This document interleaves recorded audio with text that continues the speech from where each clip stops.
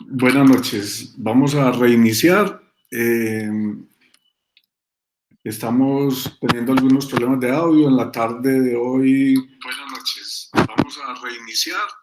Cayó un aguacero torrencial aquí en la ciudad de Medellín y eso eh, dificulta en algunas ocasiones la situación. Me informan que ya está listo el audio. Eh, Así que les agradezco que me estén reportando cualquier novedad que se presente.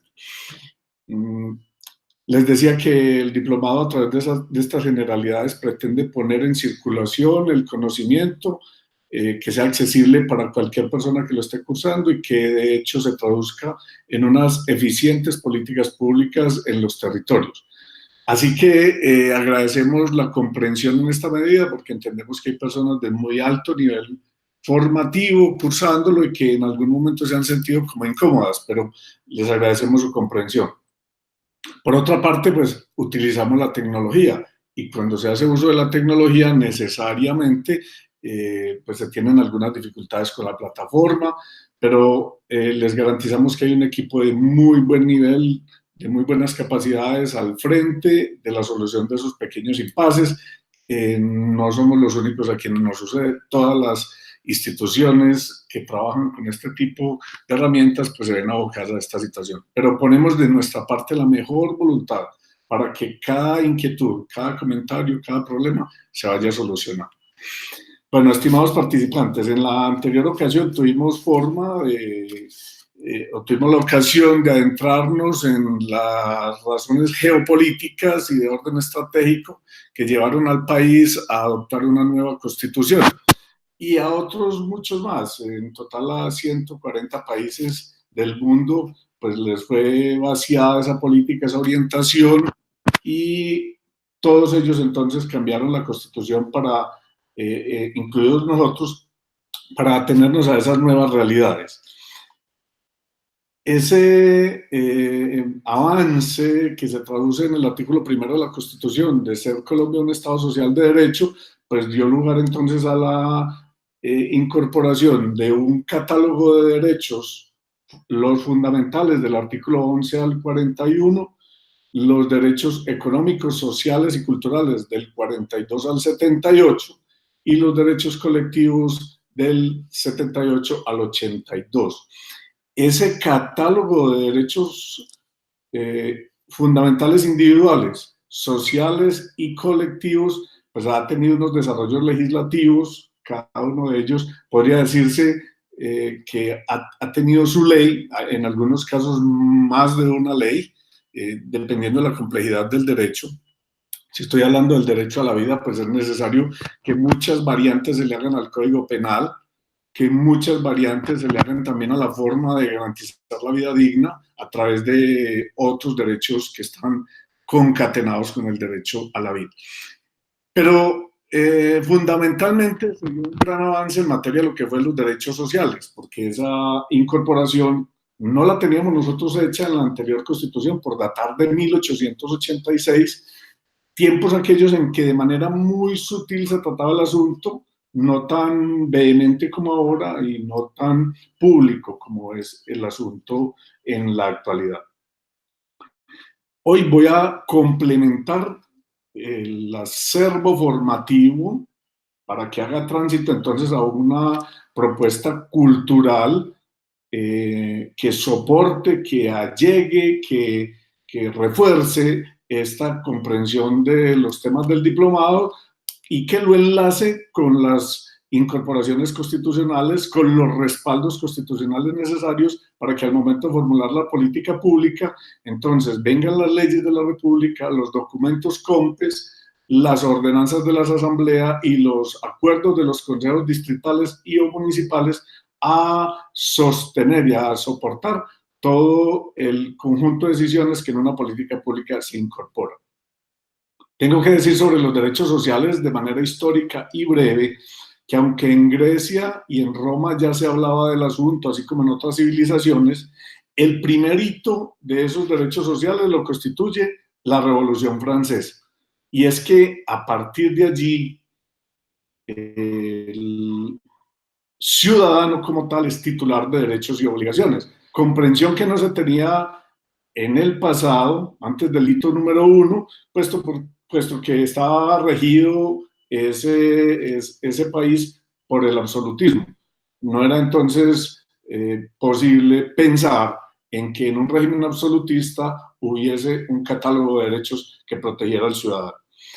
Esa visión de un ciudadano titular de derechos y obligaciones, pues entonces traslapa, digámoslo así, se traduce o se transporta a todas las constituciones que a nivel mundial se incorporaron en los siglos XVIII y XIX. Y entonces Colombia hace parte de ese país que incluyó la Constitución, que incluyó en la Constitución, en la de 1863 y posteriormente en la de 1886, un conjunto de derechos no plenamente contemplados, pero que sí empezaba ya a dar unos visos cercanos a lo que sería o a lo que se traduciría después en los derechos económicos, sociales y culturales.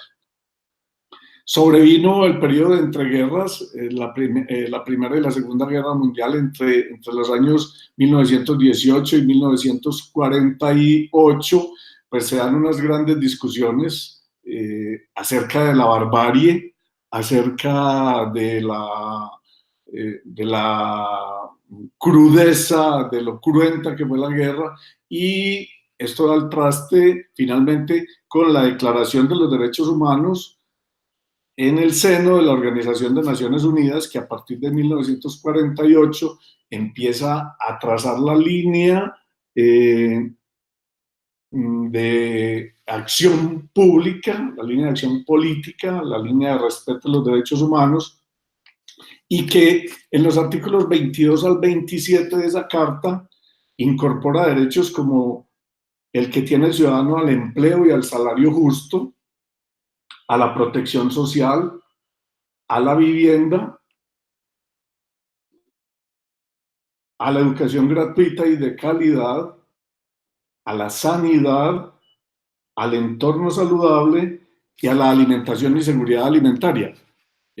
Términos que muy frecuentemente estamos escuchando ahorita, pero que, como les digo, ya desde el año 1948 estaban incorporados en la Carta de Naciones Unidas y en la Declaración de los Derechos Humanos como el eje, el documento rector de las políticas del mundo. Posteriormente, en el año de 1976, se pone en marcha, entra en vigencia el Pacto Internacional de los Derechos Económicos, Sociales y Culturales.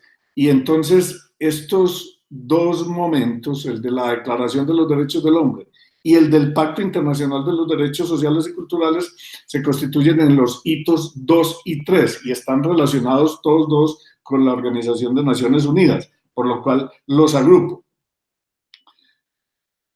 Para llegar al hito número 4, entonces transcurrieron cerca de 43 años y el hito número 4 lo constituye entonces la Constitución Política de Colombia, que incorpora ese catálogo denso de derechos sociales, económicos y culturales. La Constitución Política de 1991, tal cual lo advertíamos en el encuentro anterior, pues tiene un soporte filosófico. Ese soporte filosófico se asienta en tres personas fundamentalmente, en John Rawls, en Jürgen Habermas y en Robert Alexy. En síntesis, ¿qué dicen Rawls, Habermas y Alexy? Que cada individuo es poseedor de unas condiciones tan especiales que lo hacen un sujeto especial, que lo hacen un sujeto digno de merecer el catálogo de derechos, de tener esas expectativas que deben ser satisfechas por el Estado y que en consecuencia las legislaciones deberán ocuparse de hacer efectivo ese catálogo de derechos, esas libertades para que éste pueda incidir, decidir y ordenar o participar en el ordenamiento de los asuntos que son de público, pero que también le atañen a él como tal. Entonces vamos encontrando relaciones de orden histórico, de orden político, de orden jurídico, de orden filosófico, que explican el por qué en la Constitución de 1991 el constituyente hizo estas incorporaciones, que se traducen en un Estado social que propende por la justicia social de los asociados y que desgrana, o mejor, clasifica los derechos de los individuos en la categoría de fundamentales individuales, fundamentales económicos, sociales y culturales, y en la categoría de derechos colectivos, que a la postre también se van tornando en derechos fundamentales. El catálogo es amplio, pero bien vale la pena darle una mirada un poco ligera. Excusen en que quisiera hacerlo con mayor profundidad, porque se trata de un encuentro académico, pero pues las condiciones de tiempo-espacio no nos lo permiten, así que les invito muy gentilmente a que ustedes se solacen degustando este catálogo, esta ruta, esta hoja de navegación que nos entrega el Constituyente de 1991. El título 2 de nuestra Constitución, en su capítulo 2, habla de los derechos sociales, económicos y culturales. En el artículo 42, la protección a la familia. En el artículo 43, los derechos de la mujer. En el 44, los derechos del niño. En el 45, los derechos del adolescente. En el 46, la protección a la tercera edad. Y en el 47, la protección a los disminuidos físicos, sensoriales y psíquicos. Es decir, todos los demás, en condiciones normales, recibiremos un tratamiento normal. Pero a estos grupos poblacionales en especial, a la familia como núcleo esencial de la sociedad, a la mujer, a los niños, a los adolescentes, a la tercera edad y a los disminuidos físicos, el Estado les dedicará capítulo aparte, les dedicará un especial énfasis, y se emitirán, y se han emitido, y se seguirán haciendo leyes, y se emitirán políticas públicas, y se ejecutarán planes, programas y proyectos tendientes a que estos grupos poblacionales disminuyan sus condiciones de vulnerabilidad. Razón que explica por qué el país se duele tanto cuando hay un feminicidio, cuando hay un ataque contra la integridad física de una mujer o contra la integridad física y la vida del niño, situaciones muy, muy recurrentes lamentablemente en nuestro día a día. El artículo 48 habla entonces del derecho a la seguridad social y ya entonces empieza a ocupar de aspectos de índole colectivo. ¿Qué va a pasar cuando los colombianos, qué va a pasar cuando los miembros del Estado, después de trabajar una temporada, 25, 30 años, lleguen a un periodo de decadencia en donde, o mejor, o lleguen a una condición en donde ya su cuerpo ha dado, su inteligencia ha dado lo mejor de sí y deban pasar a un retiro? Entonces, habla de cómo se va a regular la seguridad social. El artículo 49, el derecho a la salud básica. Este artículo 49 se convierte en derecho fundamental especial, a pesar que en el artículo 11 estaba ya contemplado el derecho a la vida. Y es entendible que este 49 se convirtiera también en derecho fundamental individual, por cuanto la salud afectada pues pone en riesgo la vida digna del individuo. Un problema de salud mal atendido afecta las condiciones de vida digna. Una emergencia no atendida pues pone en riesgo la vida misma. Así que se empiezan entonces a hacer los encadenamientos más de orden jurídico que de orden filosófico y que de orden político, porque son evidentes las relaciones que tienen. El artículo 50 habla de la atención médica gratuita al niño menor de 1 año, el 51 del derecho a la vivienda digna, el 52 el derecho a la recreación y el deporte, el 53 de los derechos mínimos de los trabajadores, el 54 de las obligaciones del Estado y los empleadores para con los trabajadores, el 55 del derecho a la negociación colectiva de los trabajadores, el 56 del derecho a la huelga, el 57 de la participación de los trabajadores en la gestión de las empresas, el 58 del derecho a la propiedad, el 59 la expropiación en caso de guerra, el 60 la promoción del acceso a la propiedad, el 61 la propiedad intelectual, el 62 las donaciones intervivos y testamentos, el 63 los bienes de uso público, el 64 el acceso a la tierra para los campesinos, el 65 la protección del Estado a la producción de alimentos, el 66 los créditos agropecuarios, el 67 el derecho a la educación, el 68 la libertad de enseñanza, aprendizaje, investigación y cátedra, el 69 la autonomía universitaria, el 70 el derecho a la cultura, el 71 el fomento a la cultura, la ciencia y la tecnología, el 72 el patrimonio cultural, el 73 la libertad de expresión y medios de comunicación, el 74 la protección al periodismo y libre acceso a los documentos públicos, el 75 el espectro electromagnético como bien público, el 76 la intervención estatal en el espectro electromagnético y el 77 la regulación de la televisión. Como se advierte, es un catálogo, es un portafolio amplio que toma diversas temáticas que hacen alusión a nuestras condiciones de vida, que hacen alusión a la forma en cómo la Constitución y el constituyente obviamente entendieron que era posible desarrollarse social, económica y culturalmente en el país. Vamos entonces a ocuparnos en especial de algunos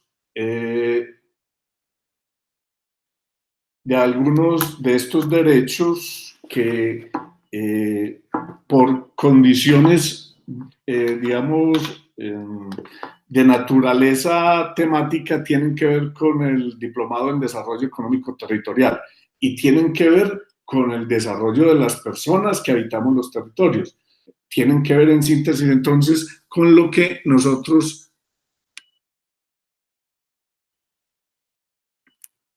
estamos proponiendo en este desarrollo, en el desarrollo de este diplomado, y es que se desaten propuestas locales que permitan que las personas que habitamos los territorios puedan mejorar sus condiciones de vida, puedan tener un mayor índice de libertades, puedan tener unas mejores condiciones que le permitan el arraigo y el asentamiento con sus territorios y que por ende aproveche las potencialidades que tiene.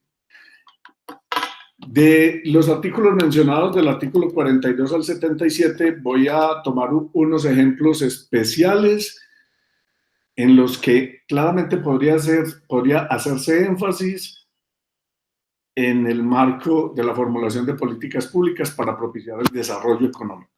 El primero tiene que ver con el mínimo vital.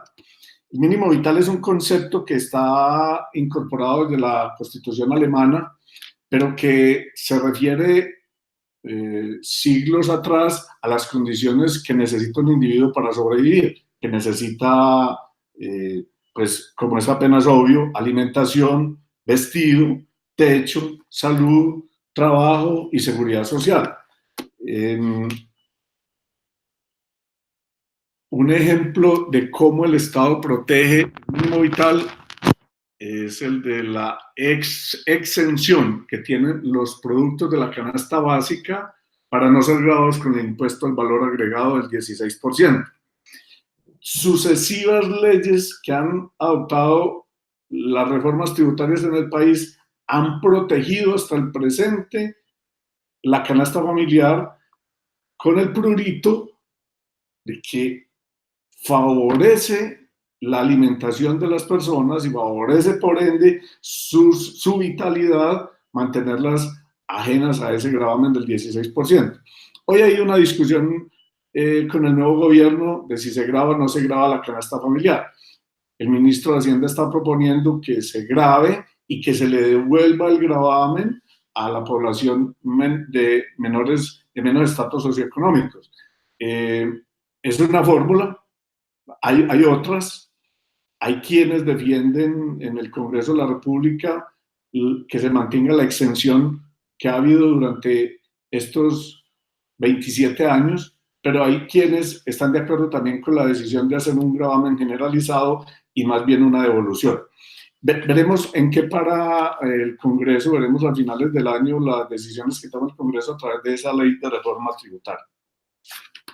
Un segundo derecho es el derecho a la salud.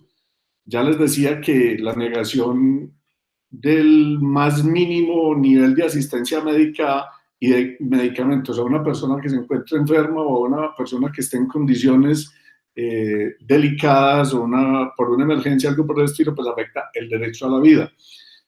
La salud, al tornarse en derecho fundamental en los últimos tiempos, ha empezado a dar un vuelco. En el gobierno anterior se empezaron a tomar algunas decisiones y el actual gobierno tendrá que afianzarlas y profundizarlas para garantizar que el servicio de salud sea prestado en condiciones óptimas que le garanticen a las personas su vida en desarrollos normales, que no haya más carruseles de la muerte como tristemente nos ha tocado presenciar en el país. Luego, un individuo con un mínimo vital asegurado, con una salud bien atendida, pues entonces lo que esperaríamos es que siga la ruta de su vida a través de una educación.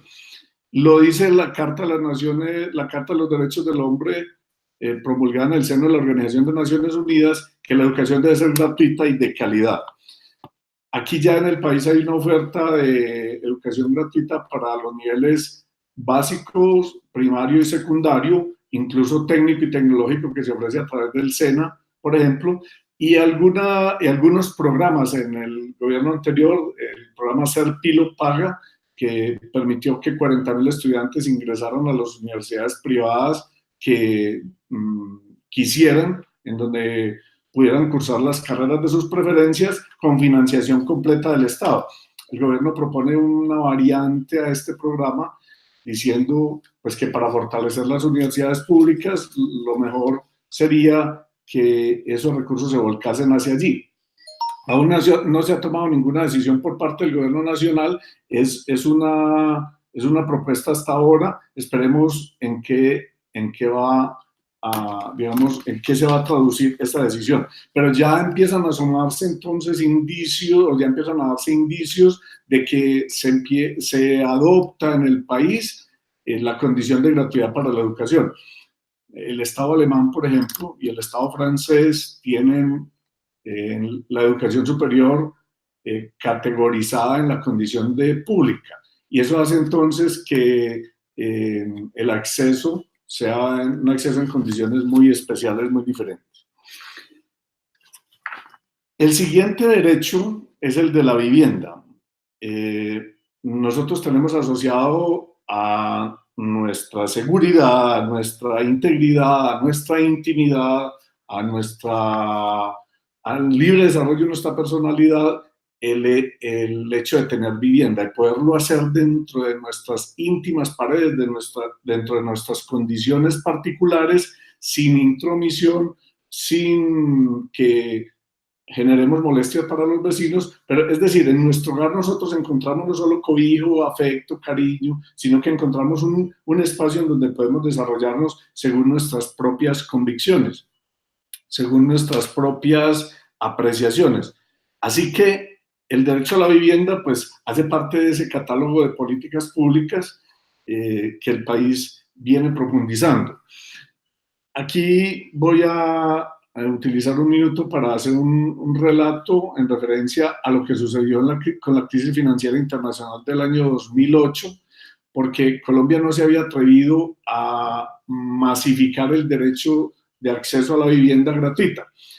A raíz de la crisis financiera internacional, se adoptaron en el país unas políticas denominadas contracíclicas, es decir, aquellas que intentan detener un ciclo económico que puede ser de recesión o que puede ser de contracción.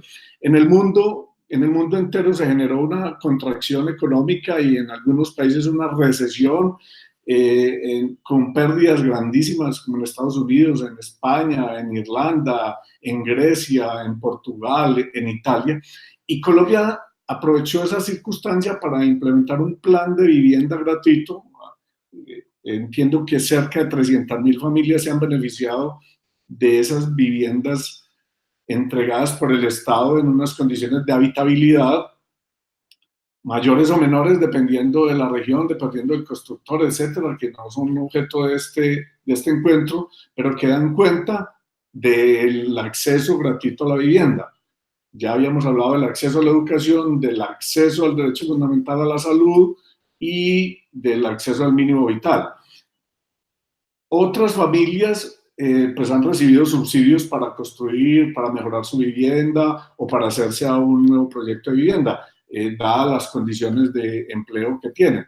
De modo que ya hay en el país asomos fehacientes y una gran inversión de recursos que dan cuenta de que estas políticas vienen orientándose hacia el rumbo que el país requiere. El siguiente derecho es el derecho al trabajo.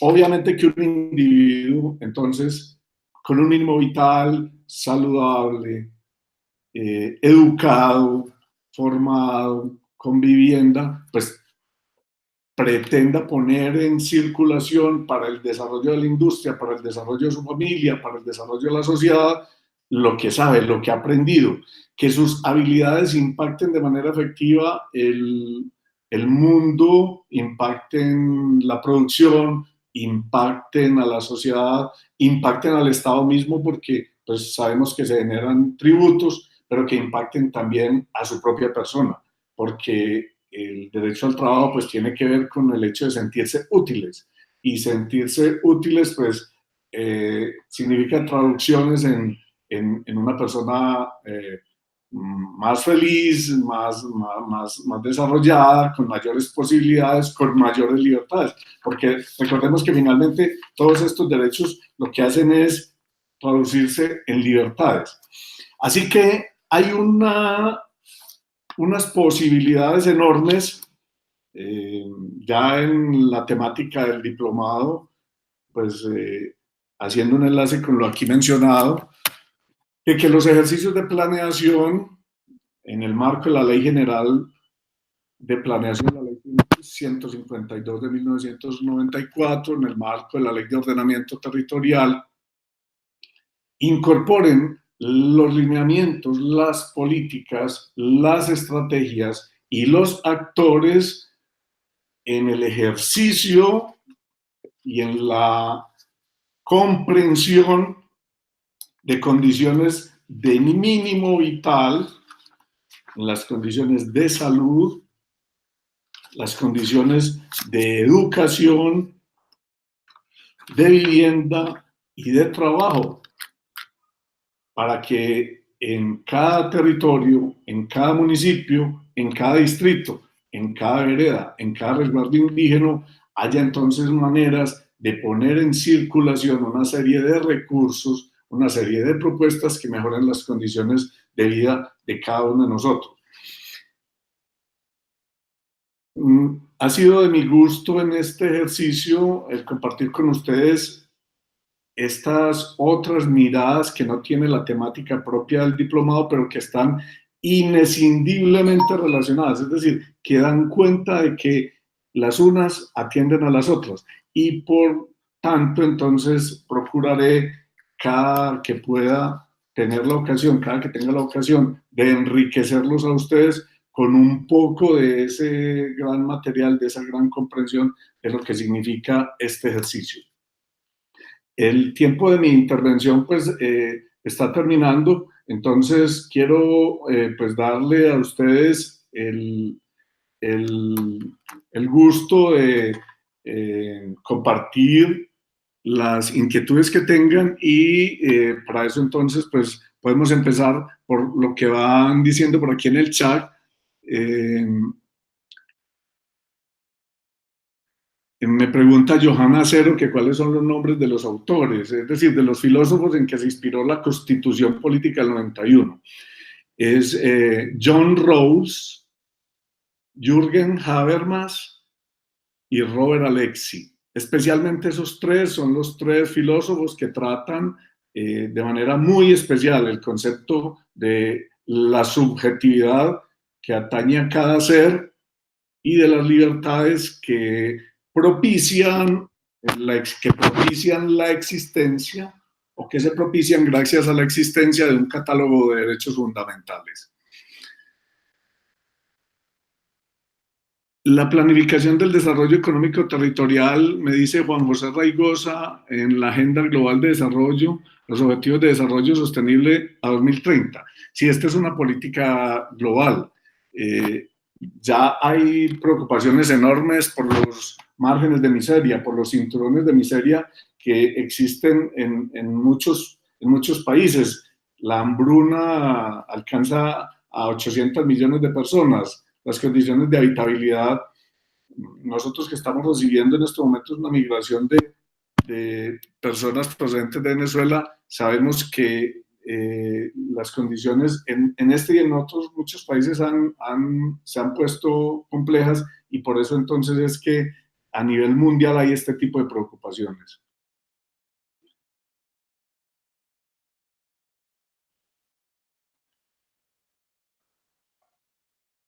Yo al final, Johanna, le voy a escribir aquí en el chat los nombres de los filósofos en que se inspiró nuestra Constitución.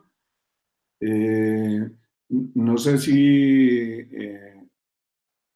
si alguna otra inquietud.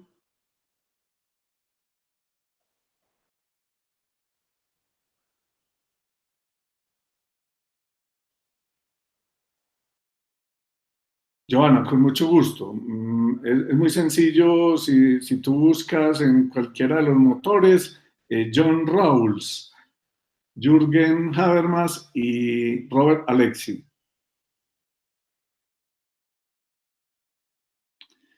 Me dice Diana Ivette Parsons, gracias Diana, buenas noches. ¿Hasta dónde la comunidad puede intervenir en la planeación de su propio desarrollo en el territorio? La intervención, la participación de la ciudadanía en la planificación del desarrollo territorial no solo es una posibilidad, es una obligación del gobierno local la de incluir a los pobladores en la planeación de su desarrollo, en el ordenamiento del territorio, en las discusiones acerca de lo que va a pasar con la localidad, de cómo las potencialidades endógenas que tiene cada territorio se van a poner en favor o se van a poner en circulación, se van a potenciar con la intervención de las políticas públicas adoptadas por el Estado y por los particulares en concurrencia. De modo que no es ni siquiera es una posibilidad, es una obligación. ¿Qué sucede? Que en muchos municipios lo que se hace es contratar a una firma especializada para que venga y haga unos ejercicios de índole informativo, no tan participativos, o que parecen ser participativos. La idea es que ustedes se conviertan en multiplicadores de esta condición de obligatoriedad para que la participación ciudadana se garantice y la formulación de los planes de desarrollo local, departamental y nacional se hagan a través de ejercicios de participación. Vamos a mirar a ver quién. Gracias a Cata porque nos estás ayudando con la digitación de los nombres de los filósofos. El tercero es Robert Alexy. Hay algunos otros más, pero tomé estos tres como los más importantes porque de hecho hay algunos constitucionalistas, algunos magistrados de la Corte Constitucional que han sido estudiantes de estos profesores. En la ley de ordenamiento territorial hay exigencias de participación, pero sobre todo es en la ley del plan, en la ley 152 de 1994, es en donde se consagra la obligatoriedad de la participación ciudadana en la elaboración del plan de desarrollo.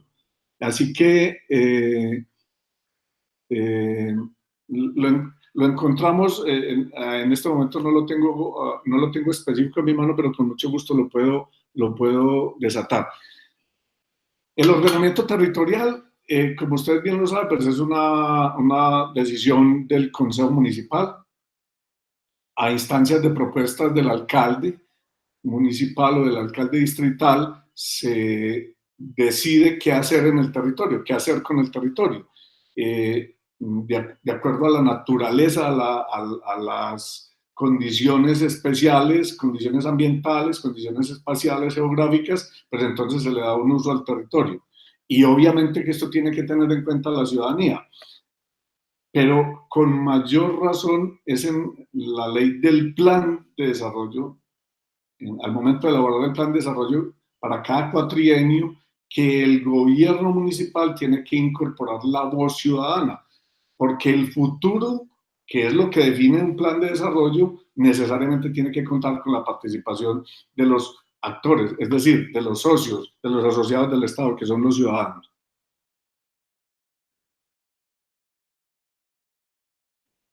Gracias, Juan José.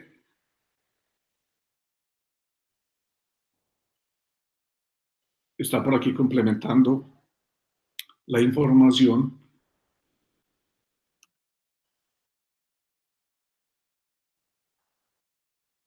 Quisiera saber si alguno de los participantes tiene alguna otra inquietud.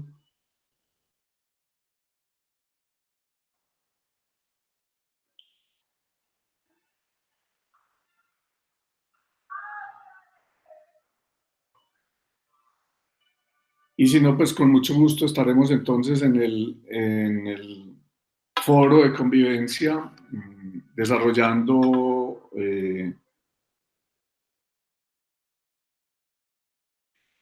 Johanna, en el desarrollo específico, buenas noches, en el desarrollo específico de políticas públicas hay obligación también de incluir la participación ciudadana.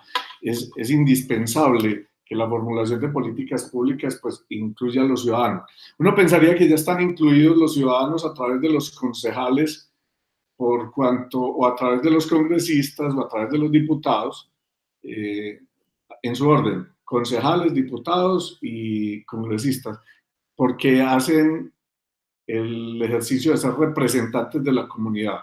Y entonces uno diría, los ciudadanos están representados, pero es que difícilmente un concejal, un diputado, un congresista nuestro hace el ejercicio de rendición de cuentas. Algunos están incorporando esa práctica política como una muy buena base de acercamiento y de profundización de su compromiso. Pero el ciudadano necesariamente en la formulación de las políticas públicas puede participar en las discusiones. Esto es, las discusiones de los organismos colegiados, como son el Consejo, la Asamblea y el Congreso, son públicas, no son de naturaleza privada. Cualquier ciudadano puede asistir a ellas y hacerse escuchar. Además, los consejos territoriales de planeación, por mandato constitucional, el aporte que nos hace Juan José Raigosa, que representan, que además consejeros que son elegidos, los consejeros de los consejos territoriales de planeación son elegidos popularmente, son elegidos o son, digamos, designados de los estamentos más representativos. Tienen entonces la posibilidad de representar a la ciudadanía. Agradezco la participación de Diana, de Juan José, de Joana, de Cata, de Catalina Díaz. Saludo también por acá a Paulino Anchico y a las demás personas que han estado presentes. Muchísimas gracias a Patricia, nuestra monitora especial. Muchas gracias por su participación. Y escúchenme si alguna persona, a Joana Cero, no sé si alguien dejé de mencionarla, les agradezco mucho entonces su participación y espero poder seguir ofreciendo algunas retroalimentaciones a través del foro de convivencia. Vamos a seguir entonces con estos encuentros. Entiendo que tenemos 2 más hacia el futuro, así que haremos lo propio para que se traten de unos momentos muy especiales que nos brinden a todos una riqueza muy especial. Por esta noche me despido de todos ustedes. Hasta pronto.